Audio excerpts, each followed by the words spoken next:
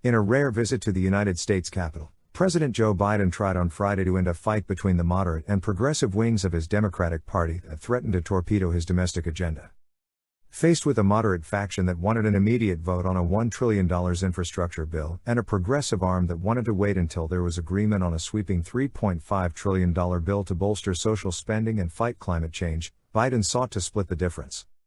The former senator told his caucus during a 40-minute meeting that they could delay a vote on the smaller bill and sharply scale back the larger one to around $2 trillion. But his message that there was no rush belied the fact that Congress faces multiple approaching critical deadlines. A source familiar with Biden's remarks at the meeting said he told lawmakers, even a smaller bill can make historic investments. The delay comes at a bad time for Congress, which has a lot of work ahead in the next few weeks. The Treasury Department estimates that it has until about October 18 for the government's $28.4 trillion borrowing limit to be raised by Congress or risk a debt default with potentially catastrophic economic consequences.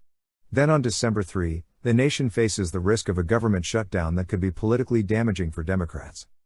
By early next year, attention will focus on the midterm elections in November 2022, where history favors Republicans' chances of recapturing a majority in Congress.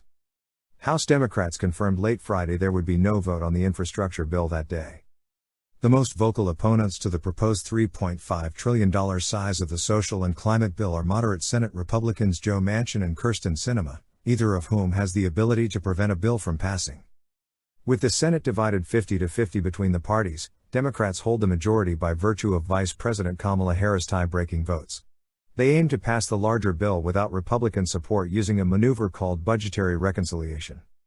House progressives acknowledged after the meeting with Biden that the $3.5 trillion number would need to be scaled back, though Biden agreed to their demand of passing the two bills in lockstep. Progressives fear that passing the smaller bill first would doom the larger one's chances. But Progressive Representative Jamie Raskin suggested there were ways to cut the bill's price tag while preserving many of the programs Democrats want to include.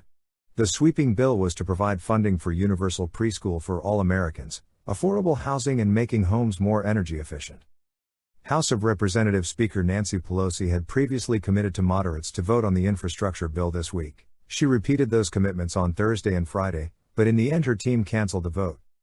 In a letter to Democratic colleagues late on Friday, Pelosi said great progress had been made in negotiations on the social spending and climate bill, but more time is needed. She said the infrastructure legislation will pass once there is an agreement on the larger bill. Democratic Representative Josh Gottheimer, a leader of the moderates, said in a statement it was deeply regrettable that Pelosi broke her commitment to hold a vote on the infrastructure bill. He said a small far-left faction of the House blocked the vote. House Republicans are unlikely to help pass the infrastructure bill, eager to deny Biden a policy victory ahead of the midterms. Even as they wrangle over Biden's agenda, Democrats face the fast-approaching debt ceiling deadline. Republicans want no part of the debt limit increase, saying it is Democrats' problem since they control Congress and the White House. Democrats note that about $5 trillion of the nation's debt is the result of tax cuts and spending passed during Republican Donald Trump's presidency. The House approved a bill late on Wednesday suspending the debt limit through December 2022. The Senate could vote on it as early as next week, Senate Majority Leader Chuck Schumer said, but Republicans are expected to block it again as they have twice before.